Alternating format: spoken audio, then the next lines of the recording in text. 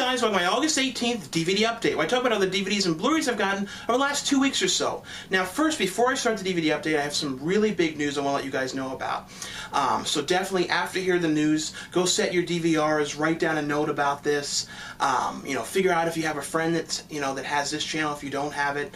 Now, August 25th, at 9 p.m., 8 Central, Haunted High, the film was on one of the co-stars and, throughout the entire film with Danny Trejo, best known from Machete, MC Gainey from Breakdown, Con Air, Charisma Carpenter from, I'm pretty sure, The Buffy Show, and tons of movies, and Mark Donato from Degrassi. Haunted High is going to be airing, and it's August 25th at 9 p.m., 8 Central on the Syfy channel, so definitely check that out.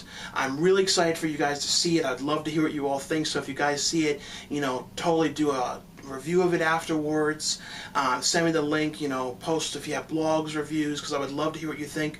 If you have a Facebook, definitely would make a post about it. Like I said, this is something I'm really excited about. I really want to hear what you guys think, because acting is really what I love to do.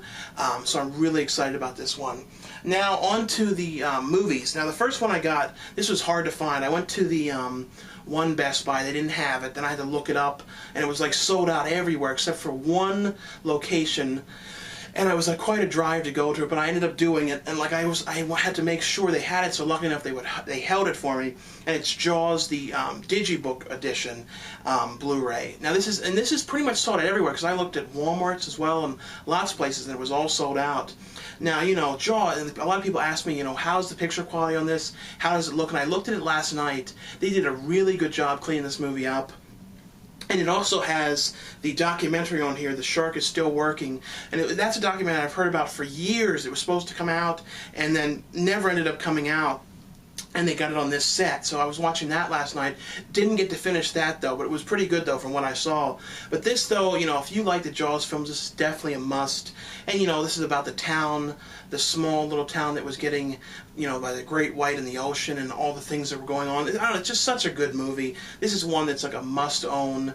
And if you can't find the Best Buy one though, because I think you can only get that one in stores, because they'll probably put it on eBay, but overcharged by $30–40, which is what they do a lot with things like that. But this is definitely one to check out. And I like too that they used the original cover, not the slightly newer one that they have.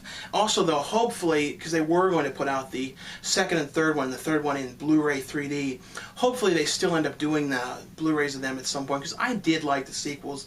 The second one, I liked the stuff in the end with the second one on the boat, when all the kids go on the boat. And the third one, I liked it was in SeaWorld. I don't know, I like the third one a little bit. Now, the next one I got is from Millennium Home Entertainment. Now, this one was really good. This is directed by, what was his name? Richard Linklater, who did Slackers and tons of different things, and School of Rock, and it's the new Jack Black, Shirley MacLaine, Matthew McConaughey movie, Bernie. Now, this one is based on a true story. So if you know the true story, in this movie too, I wasn't sure about how I was going to discuss it, but I looked at the trailer, and the trailer already sort of tells you, what happens. So if you don't want to know anything about this, you don't even want to know what the trailer is, just watch till after this review is over and don't even listen to it, if you don't want to have anything spoiled. But I'm not really spoiling anything, because like I said, the trailer tells everything, because it's a true story and you already know ahead of time. But the movie is about Jack Black, and it's told through this perspective of the town folks, which the town folks, because it goes to the town folks telling about Bernie's character and the character of Shirley MacLaine, and telling what their stories about him and things like that. And they actually are the real townsfolk from where this all happened, which was an interesting thing that I thought that really added to this. Now for Jack Black, I would say this is Jack Black's best performance. I think a lot of people are kind of used to him doing all that and all those kind of crazy, over the top but funny stuff for most of his movies, like the Tenacious D films. Envy, he kind of toned it down a little bit, but you kind of think of him as sort of the crazy guy. In this, he played a southern kind of effeminate, really did a good job. I mean, he went and actually visited the real Bernie in real life. But the movie is basically about, you know, Jack Black's character, who is came from a town to work at the funeral home as the funeral director, or the assistant funeral director at this, you know, this small little town where everybody knows each other. Bernie gets along with everybody. He helps people out if they need money. He's doing everything. And Shirley MacLaine's husband dies. He ends up, you know, doing the embalming and everything, and then becoming friends with Shirley MacLaine's character, and they basically do everything together. They're always going out together, going out for dinner, going places. They have a really good friendship. They both get along very well. Then it cuts to 2 years later, and Jack Black's character is still living with her, and she's become abusive, and she's, you know, controlling his entire life, not letting him do things, saying he's got to get home at a certain time. If he's trying to, he teaches a drama class where he's putting on a play. He's, you know, reprimanded in front of them to get home, and he basically, and this is what happened, you know, the main concept is he basically snaps one day and ends up shooting her, and he doesn't mean to do it. He kind of almost says he's taken over, and it deals with how the whole town, even though they know he did it, they don't want to accept that he did it.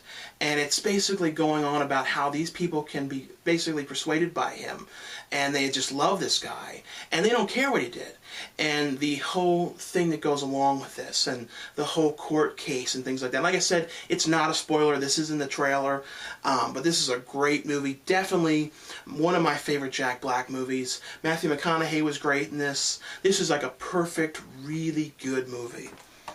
The next one, and I was really happy to find this, and I think Fry's is like one of the only places you can find these movies from Olive Films, like in stores, at least that I've seen them, and it's the Boogens. This is one that I've heard about for years. I used to always see bootlegs of it at horror conventions. Don't think I ever bought it, as far as I can remember, one of the bootlegs. And it's about a old mine that was all closed up, and they're basically going back. It was like an old, I think gold, back when they were doing gold mining. And they end up opening back up the mine, you know, blowing it up to try and start trying to find gold in this mine again. Because, you know, they started doing that stuff after like 60, 70 years. They would open these things up. And they're still doing that now on some of those gold shows and things like that. But they end up opening this up, and by doing that, they end up letting something out, which is this creature. And the two people that work for the company that let it out, they bought a brand new house, and there was a tunnel that connected the house and let the creature into their home, you know, what they just moved into. So it's like them dealing with this creature. And, you know, I thought the creature effects were really good in this. This is very good, creepy, you know, and it holds up pretty well for an 81 movie. That, you know, a lot of these kind of things wouldn't hold up that great. This held up very good. I enjoyed this one a lot. The next one is from Sony, and it's a romantic comedy, well, basically about relationships and things like that. It's Think Like a Man. It's based off of the Steve Harvey book that he wrote, which is basically giving, you know, relationship advice and things like that to women about, you know, men and the things that they do and things like that. I thought this was okay. I thought Kevin Hart was the, you know, standout in this. I really like Kevin Hart. Like, I really loved him in the Scary Movie. I think he was 3 and 4. Like, he was one of the best, like, at least the funniest characters I thought in them. And the other character, the one guy, I'm pretty sure he was from 40-Year-Old Virgin. I think so. I'm not totally sure, but it's basically the women that are dating them or they're going out with end up, you know, discovering the Steve Harvey book because it becomes very popular, and then they start kind of coming up with all these things from the book, like waiting 90 days to have sex with them, like all these different things, and then the guys end up discovering the book, and it's like them using the book to their advantage. I thought it was okay. I didn't think it was outstanding, but I thought for a romantic comedy it was pretty good. The next one is from Millennium, you know, the Magnet line, and it's Apartment 143. And I had not heard about this one until recently, and it's a found footage one. But I think it was one of the. I mean, I didn't personally find this one to be like extremely creepy. I didn't think it was like really, really scary. I thought there were some creepy elements to it, but I thought this one was very, very well done, and I think it was one of the best, like, shot and put together of some of the found footage ones. Definitely, you know, as good as Paranormal Activity, I would say. Probably even a little bit better. Not as creepy, but as a, you know, put together movie, and like it was interesting. I like the techniques to this. And it's about a family. It's a father and his son and his kid who's like, I think 6, and his daughter, and they're in this apartment. They're being, you know, haunted by something, and they're always hearing things. Doors are closing, and this paranormal team, and I think they're from a university, end up going into this house, setting up cameras everywhere. So it's filmed all through the perspectives of the paranormal team. So if they have their cell phone camera, they have their little cameras above from the ceilings and all those kind of things, and it's showing the things that they see in this house. And, you know, as soon as they get there, they start hearing noises, things are going on, and, you know, they have all these kind of different techniques. It kind of reminded me, too, of a little bit like Session 9. Some of the scares, it was kind of like, would do, like, especially with one camera, go boop, boop, boop, and then, like, show that like, something would happen. And I thought this was pretty well done. Like I said, I think, like, out of all these kind of found footage paranormal ones, I think this and Grave Encounters are some of, like, my favorite ones about paranormal teams. Like I said, this is pretty good. Not 100% like totally creepy, but some really cool elements to this. This is definitely one I would recommend. The next one is from Disney, and it's The Rescuers and The Rescuers Down Under. Now this is, you know, personal as a kid. These are movies that I watched again and again, especially The Rescuers Down Under. Now I remember, you know, going into Blockbuster when they had like the pre-order and they had like a big, you know, tie-in for this thing going on, like posters on the wall. For some reason I always remember that, like one of those memories of like that and Hook and some, like, there's some memories I just love, you know, especially back when Blockbuster was like a great place. And, the movies are about these two mice that, you know, are rescuers, and they're have to rescue these kids. The one kid is in the bio, the other kid is in the Australian outback, and he gets taken in by a poacher who's looking for this bird. Now also the second one, I really love the Down Under one, because John Candy was in it. As a kid, you know, I still to this day am a huge John Candy fan, and he did one of the voices in this. These are really good, and I think they're kind of underrated Disney films. I don't think these ones are ones that people talk about as much as some of the other Disney movies. This is one that I really like. It's a really good, you know, fun adventure movies with all the kind of things they go on. Like I said, these are ones I'm really glad to have gotten. I just really liked it. This is just something I grew up and really loved these movies. Haven't seen them in a long time either. Now from the Redemption line, you know, from Kino's Redemption, I got The Living Dead Girl. It's a Gene Rollin film. I think that's how you say it, Gene Rollin or Gene Rollin. And The Living Dead Girl one, this was one of his later ones from the 80s. I think it was like right after Fashion Nation, I think. This is about a, it kind of had a Return of the Living Dead vibe. It was before Return of the Living Dead. These guys are taking these canisters of some kind of toxic waste down to the kind of morgue underneath of this house. Not really a morgue, you know, like kind of mausoleum where they put like the bodies and the like the families that died in the castle. They end up going down there putting these chemicals. The one ends up spilling and ends up bringing the one woman who died in the house back to life. And she died about 3 years before. So she came back to life, and it has a tourist couple that's out there, like American tourist couple. The one was French, the other one was American, and they're taking pictures. They end up seeing her. So the one American, or the woman who's with the guy, ends up becoming kind of obsessed with who was that woman, asking everybody around the town, and they're all like, oh, she died there years ago. So it's all that kind of stuff. And then it ends up the friend of the girl who's the dead one ends up, for some reason she calls or something, or she gets a call from the girl who's the dead one. She ends up coming to the castle and seeing she's still alive, and is convinced that the family hit him, because they had a kind of relationship that was kind of questionable with, I think, back then, and people were kind of wondering what was going on. I think she thought that the family kind of hit her because of that. And so it kind of deals with that. But, you know, the living dead girl needs to have blood and things like that to survive. I thought this was a pretty good one. I thought the lacking point with this was it didn't have as much music, and I know that was because of the budget, because I watched a documentary on it. But I enjoyed this one. The next one is another Gene Rollin one, and it's Two Orphan Vampires. And this was about these two girls, and this was one of his later ones. This is from 1997. And this is about these two girls that are in a covenant. And sorry if I'm hot, it's very hot out and I can't have the air on, it's right above me, and because it blows the whole sound up. But it's these two girls that are in this like Catholic covenant, you know, no, sorry, a Catholic orphanage. And they they can't see at all, but during the night they're able to see. So at night they go out and kind of go around the cemetery and end up finding victims and drinking their blood, and they end up getting adopted by this eye doctor who kind of thinks he can help them, and that gets them out to the city, so it ends up being more people that they can, you know, kill in the night. I thought this was a pretty good one, not Gene Roland's best. You know, it still had the kind of cool music. I like the older ones a little bit more, but this was a good one though.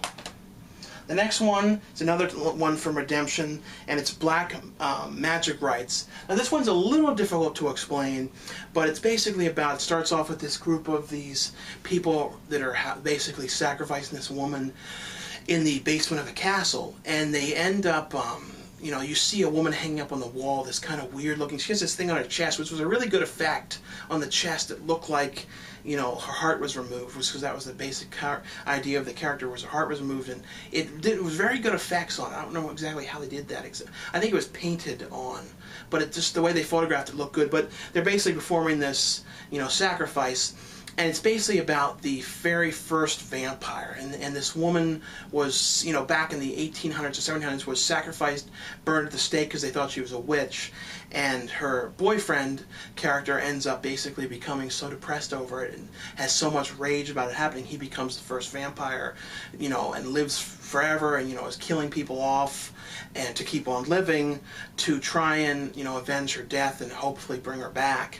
And I thought this was a pretty good one, a little slow and a little hard to understand in a couple places, because some characters were there and back in time, and I was kind of confused by some of it. But I'm guessing that they were because he drank their blood and they continued to live. I was just confused by some of it. But it had a really cool theme song to it too, you know, the theme music. Now this one is from Kino, and this one was very peculiar. And it's Derek Jarman's The Tempest, and it's based on Shakespeare's The Tempest story. And, you know, I don't even think I can explain it. There was some, you know, this guy living out on his own in this castle with his daughter, and there's this one weird character who's like the shaved-headed weird guy, you know, always eating these eggs, and, you know, this one guy wandered up nude on the beach, and he ended up becoming a prisoner downstairs, and the daughter ended up liking him, and it was really peculiar, you know. And there was some amazing visuals. It was almost kind of like the Danny Elfman's Brothers movie. It was those kind of like crazy, weird visuals, especially the end. There's this really peculiar song. I don't know, it's a really strange movie, but I thought it was okay, but it's just really weird, and I couldn't figure out what was going on. This one I was happy to get. I got this at Best Buy, and it's Adventures of Babysitting, the 25th anniversary. It's like almost 1 year, and it'll be as old as me. But it's, you know, if you haven't seen this, it's about the babysitter, and it's played by, I forget what her name is at the moment, you know, Elizabeth Shue, and she ends up having to deal with these kids. And if you've seen The Sitter is basically a sort of an adult remake, similar movie to this, but she ends up having to take these kids out because her friend ends up going out to the city, and she gets stuck out there, and she's real scared. She's like, oh, I'm so scared out here. So she ends up having to take all the kids out to the city to try and get her, and all the kind of problems that happen along the way. This is a really good 80s one. And then I always remember too as a kid, like there was a character like Thor in it, and I always as a kid couldn't understand like how that was happening. I remember. The next one is from Lionsgate, and it's the Stallone collection. It has Rambo, First Blood, which is technically just called First Blood, Copland, and Lockout. Now, the one I really want to talk about in this is Lockout, which I had never seen before. And it's Sylvester Stallone, and he's in jail, and he's basically a kind of a model prisoner. He can go out doing the work release, sees his girlfriend, works at a shop, ends up going back to jail that night, and he only has 6 months left. You know, everybody at this place loves him. He's a really good, you know, gets along with everybody. He ends up at night, though, being taken out forcefully, you know, with a group of these cops, taken to another jail. And it turns out that he's getting taken to the jail by Donald Pleasant's character. Donald Sutherland's character, sorry. And it turns out Donald Sutherland was the warden at the original jail that Stallone's character was at. And Stallone basically he was a very abusive warden, and Stallone ended up escaping from this jail and telling everybody about what he was doing. And he ended up getting moved around Don Sutherland's character, and Stallone ended up becoming a hero for exposing him. But I guess he didn't end up getting fired. He ended up getting put in really crappy, horrible jails, and he ends up finding a way to bring Stallone to this awful jail that he's at. And he's basically there to make his life a living hell, and he's like, you will not get out of this jail. And he is, putting people in his way, causing all kinds of issues for him, and, basically to try and keep him from leaving. And this is a really good one. Tom Sizemore was really good in this. I really thought this was a good one. I'm surprised I had never seen it before. It's from the 80s, too, so it's got that cool kind of 80s vibe to it. The Copland 2 was another good one about this town with all kinds of corruption going on. I didn't like that one as much, but Stallone was the cop, and he had to try and not turn the blind eye of this town that he was put in charge of, because he was basically letting things bad go on, and he has to try and make the decision if he's going to finally be the cop he should be. But like I said, I like that one, but I really like Lockup on this set. This was a really good one. Now, another one from Lionsgate is The Newest Pledge. And I had really wanted to see this one for a while, and it has Jason Mewes in it. Andy Winnock is only in for 2 or 3 scenes. Jason Mewes is in it for 10 minutes, and Kevin Nash is in it, and it's called The Newest Pledge. And this is one of the most 80s type movies I've seen in a long time. It really felt like it was almost like a sequel to one of the later sequels to Revenge of the Nerds. It really reminded me of that kind of a vibe of this fraternity that was kind of the real popular fraternity. The one guy was the new guy, and they called him Pledge, but they end up getting this baby dropped off in front of the fraternity house one night, and they're like, what are we going to do with him? And they end up having the baby become part of the fraternity, and them end up basically kind of changes their ways and everything. But at the same time, there's this small group, they're kind of like the nerds group, but instead of being nice, they're kind of like turds. And the one guy is this British guy, and he really hates this fraternity and the popular group, and he with the baby, and he wants to do anything he can to try and take control over the board so he can make changes and things like that. And so he ends up trying to get them all in trouble with things and things like that. Like I said, I thought this was a really good, it has actually a really good kind of ending to it, and things kind of work out. I don't know, I really like this one. I thought this was a really fun one. And like I said, if you like these kind of 80s style throwback college kind of Revenge of the Nerds kind of movies, this is a really good one. The next one is from Lionsgate, and it's a found footage movie called Knock Knock 2. Now, it doesn't have anything to do with Knock Knock 1. I remember Knock Knock 1 was very popular because I remember it at Walmart for a long time. But I guess they just used the title because the other one was popular, and the otherwise that people wouldn't have known. But yeah, like I said, it hasn't. So don't worry. If you haven't seen Knock Knock 1, you could see this and it wouldn't matter. But it really wasn't great. It's about it was a really good concept though. I was really disappointed that I didn't like it, and it just didn't work out as well as I would have hoped, because like I said, I really thought it was a really good concept. It was about a group of these friends, and the girlfriends end up coming up with these ideas of going to all of the places where people died in LA, like famous murders, famous deaths. So they end up all going out. It's all found footage through the one guy's camera, and they end up going to the places where people died. But the thing is, the way it was done really low budget, and that doesn't bother me, but it was just the way it was done. They just go out to the front of the houses, and it first starts with them talking about their idea for 20 minutes, and then going around to the houses for 20 minutes, just going, he died here, he died here, he did. And then they end up going to the one house and end up going inside and getting locked in there. And that's basically it. Once they're locked in there, it's really not very creepy. In a weird kind of Troll 2 way, I kind of like this, because it, and also the one guy couldn't keep it focused very well. It was always kind of in a middle ground focus. I don't know, it was kind of bothering me a little bit. I mean, I know this is in Redbox, so I think it's not outstanding, but it's kind of found footage gone wrong in a weird way. But in a weird way, as I said, it has a Troll 2 kind of vibe to it.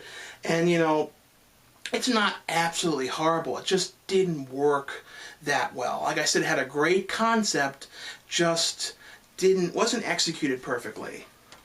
The next ones are from E1, and it's One of the Dead. And this is one I've heard about a long time. People have been telling me about this So I'm just making sure I'm standing in the right spot. People have been telling me about this one for a long time. And this is about, this is set in Cuba, and about a zombie outbreak in Cuba. And Juan, the one character, and his friend, it's pretty much like a Shaun of the Dead almost in Cuba. That's kind of the vibe of what it is. And they're starts with them like fishing out on a boat, this kind of weird raft thing they made, and they end up reeling something in, and it's someone dead. And then they, this guy comes back to life, and they kind of like, oh, we're not going to tell anybody about this. So they don't really say anything.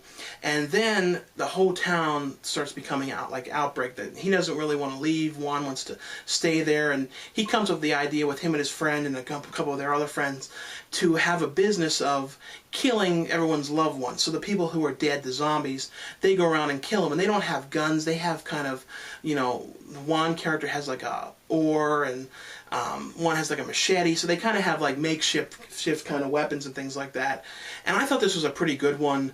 There was one funny scene too when one guy speaks English, and he was like telling them and giving them all these advice, and they didn't know what he was saying.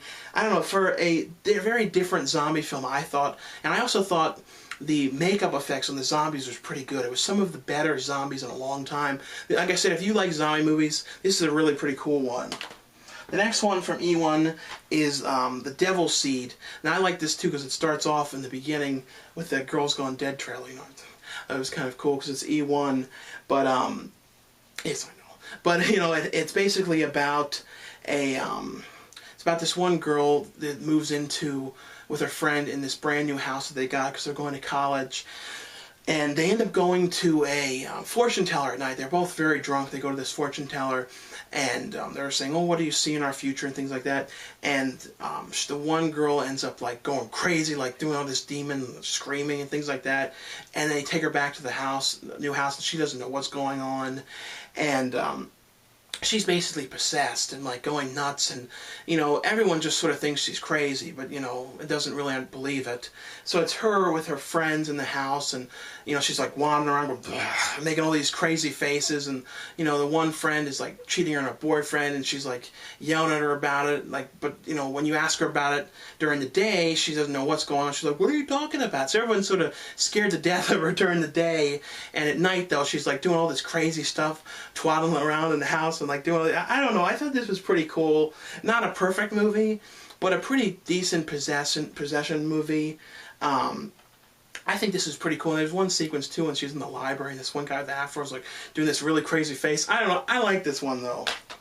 Now from the History Channel, I got American Pickers Volume 4. Now I love this show. If you don't know, it's about Mike and Frank, and then these two guys who work at American Archaeology, I think that's what it is, and they go around going to kind of hoarder houses and people who have collections of things, trying to find certain items to sell off, valuable things, and the whole goal is to try and buy it cheap so they can flip it for a better price. So if they buy something for $20, they hope to sell it for $40, sometimes $100, and sometimes they buy items that they don't really know what it is, and they get it appraised, and can end up being, hugely valuable.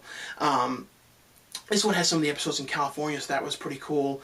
I don't know, I really enjoy this show. This and the other one I'm going to show are my two personal favorites, well, next to Storage Wars, of the, reality TV shows like this. And the next one from the History Channel as well is Pawn Stars Volume 5. This is another one of my personal favorite ones that's on now. This is about a family-run pawn shop in Las Vegas, and they've gotten so popular now. And it's the family, it's, the father, the grandfather, and the son, and then the son's friend Chumley. And Chumley's sort of always like making weird, bad decisions, or doesn't really know what he's talking about, or, and sometimes, like, especially lately, he sort of plays up the, sort of standing like this on the whole time, That's what he did in the last episode. But, it's them, people bringing in their items to hopefully sell. And unlike, Hardcore Pawn, the other one, people there really desperately need the money. People who go to this pawn shop or more now, I think, just going to be on the show and like show really cool items and expensive things and big cars and things like that. Because you can tell with some items they just sort of bring it in just to show it on the show, because like they would never be able to pay that kind of money for it. But I really enjoy this one. This is a really, it's what, a lot of people, when you hear the concept, if they haven't seen it that I've told, don't sound interested. But when you see it, you kind of one of those kind of shows you just become hooked on. The next ones from the history as well are 2 Titanic documentaries, and the one is talking about like the whole, you know, after the crash and the way things happened and exploring new evidence of things like that. But the one I really liked was Titanic 100 Years in 3D. This also kind of has like an eeriness to it, I thought, and the 3D was really good. And it's basically going down in the Titanic wreck in 3D and showing these new type of angles that they've never shown. Because normally it's from above. This one it's showing like straight on and showing the wreck, and the wreck is like crazy looking. With all these kind of barnacles and things growing on it. Like if there's ghosts and stuff, there's like ghosts down there. It's creepy. And it goes through these kind of pictures they made in 3D, talking about from the very beginning, people getting on the boat, to the crash, and all that kind of stuff. And like I said, the main thing I really liked was all the 3D stuff under the water, and that was really pretty cool. Like, this is a really good one if you want something to show off 3D, and also to see something kind of weird in 3D, which is this wreckage and stuff. But anyway, though, that's all for this DVD and Blu-ray update. Thanks a lot for watching and for subscribing, and don't forget, August 25th at 9 p.m. 8 Central on the Syfy channel to check out Haunted High. Not Haunted Highway or any of those other ones, Haunted High. And that's the movie with Danny Trejo. Anyway, though, thanks a lot for watching and for subscribing, and I'll see you guys later.